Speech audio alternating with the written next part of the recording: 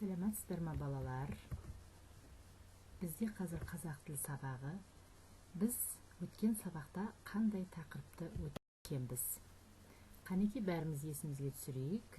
Яғни біздің өткен сабақтағы тақырыбымыз ол үстеу. Үстеу дегеніміз не? Үстеу дегеніміз іс-әрекеттің мезгілін, мекенін, сын қимылын білдіретін сөз табын үстеу деп атаймыз. Үстеудің сұрақтары: қашан, қайда, қайдан және қалай. Үстеудің үш түрі болады, оны білесіңдер. Біріншісі мезгіл үстеу. Мезгіл үстеудің сұрағы қашан, және оған бірнеше мысалдар келтіруге болады. Екінші үстеуіміз біздің мекен үстеу. Мекен үстеу қайда, қайдан деген сұрақтарға жауап береді. Астында мінекей мысалдары тұр. Және сын қимыл үстеуі, бұл үстеудің сұрағы қалай деген сұраққа жауап беріп, тез, ақырын, шапшаң, баяу деген сөздер сын қимыл үстеуі бола алады. Міне балалар, біз үстеуді есімізге түсірдік. Бүгінгі сабақта шылау деген тақырыпты өтеміз. Және елордасы елімнің деген тақырыпқа арналған бірнеше тапсырмаларды орындаймыз. Бүгінгі шылау тақырыбына арналған сабақта сендер мәтіннің тақырыбы мен негізгі ойын анықтай алатындай боласыңдар, және шылау туралы жалпы бірінші рет сендер түсінік аласыңдар. Олай болса, шылау дегеніміз не екен? Шылау ол өз алдына толық мағынасы жоқ сөздер. Ол қандай сөздер? Төменге назар аударыңдар. Мен, бен, пен, және да, де, та, те, ма, ме, ба, бе, па, пе, дейін, шейін, қана, ғана, қой, ғой, үшін, туралы және ақ. Міне осы сөздердің барлығында жеке-жеке алып қараған уақытында олардың ешқандай толық мағынасы болмайды. Олар алдында тұрған сөздерге толық бір мағына беру үшін жасалады. Енді мынандай бір мәтінменен жұмыс жасап көрейік. Мен қазір оқимын мәтінді, ал сендер жақсылап тұрып тыңдап отырыңдар. Қызмет бабымен Нұрсұлтанға барып қайтқан көкесі Шыңғысқа әдемі жейде алып келді. Түсі ақ, шолақ жең жейденің өңіріне әйгілі мультфильмдегі көңілді Карлсонның суреті салынған. Арқасында желдеткіші бар Карлсонның екі езуі екі құлағында, қолын бұлғай қойып ұшып бара жатыр. Мен де солай ұшалсам ғой, деп армандады Шыңғыс. Осы ой маза бермеген ол, ақыры теледидар қарап отырған әкесіне қыңқылдай бастады. Көке, көке деймін, сізге бірдеңе айтайын ба? Ал, айта ғой балам. Менің арқама Карлсондікіндей желдеткіш қондырып беріңізші.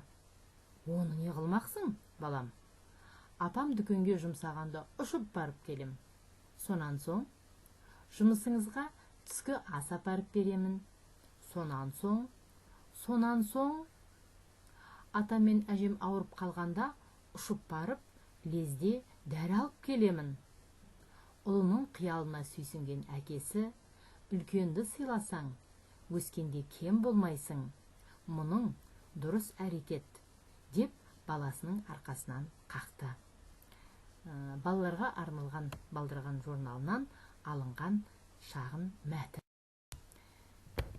Енді осы мәтіннің мазмұнын жаңа сендер тыңдадыңдар.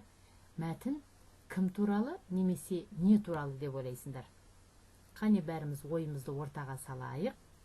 Осы көкесі мен баласы туралы ма, әлде кішкентай Карлсон туралы ма, немесе баланың қиялы туралы ма?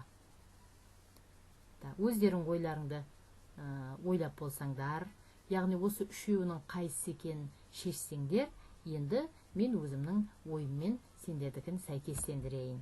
Яғни мәтін сонда баланың қиялы туралы екен. Тамаша. Мәтіннен негізгі ой берілген бөлікті тауып алып, мәтінге ат қой деген тақырып. Жалпы біз бұған дейін білеміз, кез келген мәтіннің негізгі ойы ол мәтіннің соңғы жағында, яғни соңғы бөлігінде болады. Сондықтан да біз осы мәтінді, соңғы бөлікті бірінші тауып алайық. Яғни соңғы бөлік: ұлының қиялына сүйсінген әкесі: үлкенді сыйласаң, өскенде кем болмайсың, мұның дұрыс әрекет, деп баласының арқасынан қақты. Міне мәтіндегі соңғы бөлікті біз таптық. Енді осының ішіндегі негізгі ой қайсы деп ойлайсыңдар? Бұл әрине, егер сен үлкенді сыйлай білсең, өскенде еш уақытта да кем болмайсың. Үлкенді сыйлаған баланың әрекеті бұл өте дұрыс жасалған әрекет деген мағына осы мәтіннің негізгі ойына арналған. Яғни сендер де кез келген уақытта, қазір де кіші жаста оқушысыңдар, ертең өскенде де, жігіт, азамат болып үлкейген кезде де өздерінен үлкен адамдарды сыйлап жүрсеңдер, сендер өте жақсы әрекет істеп, солардың әр уақытта да батасын алып жүресіңдер. Бұл өте жақсы шешім, өте дұрыс әрекет болып есептелінеді. Жақсы, сонымен біз негізгі бөлікті таптық, оның ішіндегі негізгі ойды да таптық. Енді мәтінге қандай ат қоюға болады? Қане ойлаймыз? Мәтіннің мазмұнын толық есімізге түсіреміз. Бұған енді әркімнің өзінің ойы бар, қиялы бар. Өздерің бірнеше атты ойлап отырған шығарсыңдар. Оған мысалы үлкенді сыйлау деп ат қоюға болады. Себебі негізгі ой осы үлкенді сыйлау туралы. Немесе баланың қиялы деп те ат қоюға болады. Бұдан басқа өздерің қандай атты ойлап отырсыңдар? Егер сол таңдаған мәтінге қойған аттарың осы мәтіннің мазмұнын ашатындай болса, кез келген осы ойдағы атты қоюға болады. Жақсы, бұл тапсырманы сендер ойдағыдай орындадыңдар және түсіндіңдер деп ойлаймын. Енді келесі тапсырмаға көшейік. Сөйлемдерді көшіріп жаз. Мен де осылай ұшалсам ғой. Көке, сізге бірдеңе айтайын ба? Осы сөйлемдердің ішінен қарамен жазылған сөйлемдерді табайық, сөздерді. Сөйлемдегі қарамен берілген сөздерге назар аудар. Бірінші қарамен жазылған сөздерді табайық. Ол де, ғой және ба. Ал жақсы, енді жеке тұрған уақытында бұлар қандай мағына береді? Соны қарастырайық. Егер мен сендерге келіп, бірден балалар, де, немесе ғой, немесе ба десем, сендер не түсінетін едіңдер? Дұрыс айтасыңдар. Ешқандай да еш нәрсе сендер түсінбейсіңдер. Мен не айттым, не айтқым келді, менің ойым қандай екенін сендер түсінбейсіңдер. Себебі де, ғой, ба бұлар шылау үшеуде. Оның белгілі бір бұл сөздердің мағынасы жоқ. Сондықтан да біз бұларды шылау деп атаймыз. Сонымен шылауға тағы да бір көз жүгіртейік. Шылау дегеніміз мағынасы жоқ сөздер шылау деп аталады. Так, жақсы. Бұл тапсырманы да біз ойдағыдай орындап шықтық. Келесі тапсырманы көрейік. Мәтелдің қатесін түзеп жаз. Бірлігі жоқ ел озады, бірлігі күшті ел тозады. Бірінші қатесін тауып алайық. Осы менің мәтелдің ішінде қате қай жерде деп ойлайсыңдар? Егер адамдардың бірлігі жоқ болса, онда ол адамдар не істейді? Әрине, ол адамдар тозады. Ал бірлігі мықты, бірлігі күшті ел, яғни тату ел, дос ел, адамдар бір-бірімен жақсы бірлікте, татулықта жүрген болса, ол елдің адамдары әр уақытта не істейді? Озады. Яғни бұл мәтелдің біз қатесін таптық және мағынасы не екен? Бұл мәтелде не айтқысы келді? біз мінекей бұның бәрін талдап болдық. Енді келесі тапсырма. Қанатты сөзді жатқа жаз. Отан үшін отқа түс, күймейсің. Бұл әрине отанды қорғау, отанды сүю, отанды жауға бермеу деген мағынада.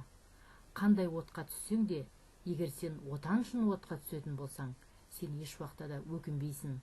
Бұған мысалы біздің соғыс кезіндегі атақты батырлар, әсіресе батыр апаларымыз біздің Мәншөк, Әлия, осыларды айтып кетуге болады.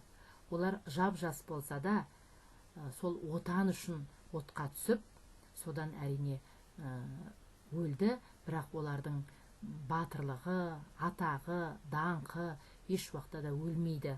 Олар өздері жоқ болса да, олардың ерліктері, олардың батырлығы, олардың отан үшін сол жанын бергені, күрескені мәңгі біздің есімізде қалады.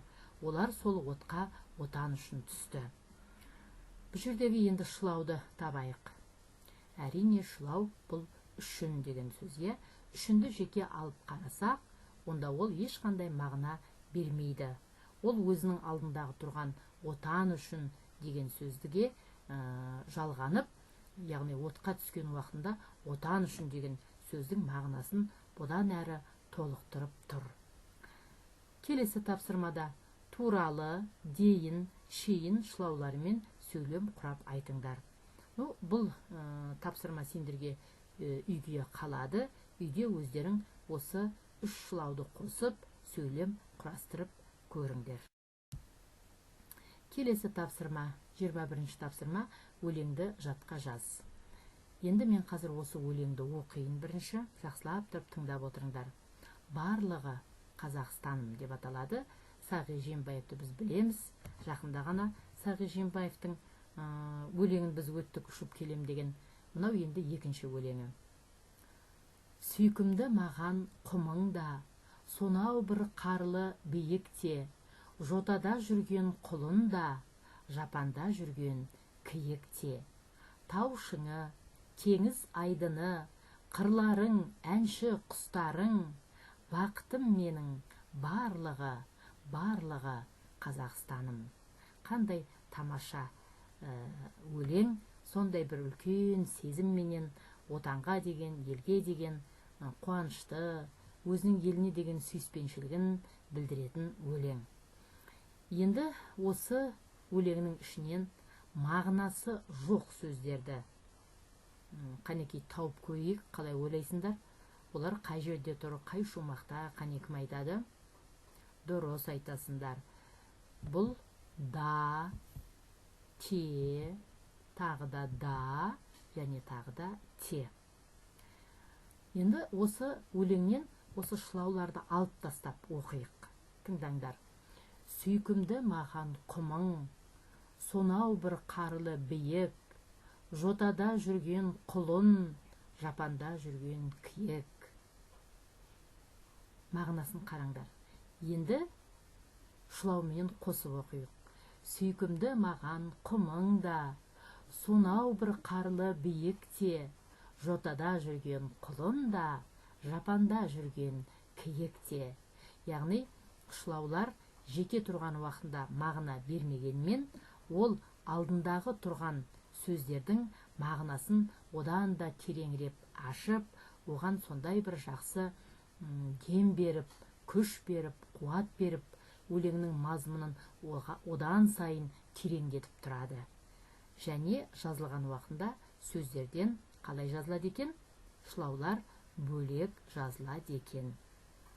Так, өлеңдегі да, те жеке тұрғанда мағына білдіре ала ма деген сұраққа біз жауап беріп кеттік.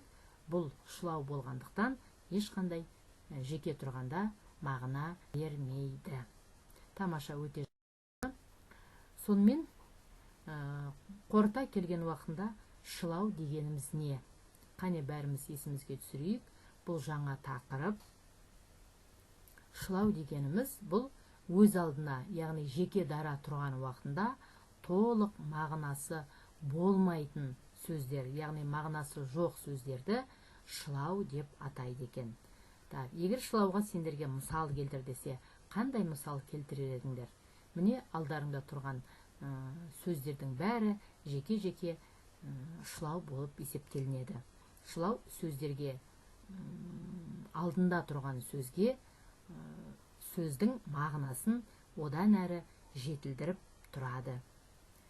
Міне, сонымен біз бүгінгі жаңа тақырып, шылау деген тақырыпты аяқтадық. Мен ойлаймын, сендер енді жақсы мағынасын, шылаудың не екенін түсінді ғой деп ойлаймын. Және мына шылауларды міндетті түрде сендер жаттап аласыңдар. Сөйлемнің ішінен, мәтіннің ішінен шылауды табу керек болғанда, ажырату керек болған уақытында сендер осы шылауды жатқа білулерің керек. Олай болатын болса, үйге тапсырма. Үйге нөмірі 17-ші тест, осы тестті орындап, классрумнан жібересіңдер. Егер басқа сұрақтарың болмаса, сонымен біз сабағымызды аяқтаймыз. Келесі кездескенше аман сау болыңдар.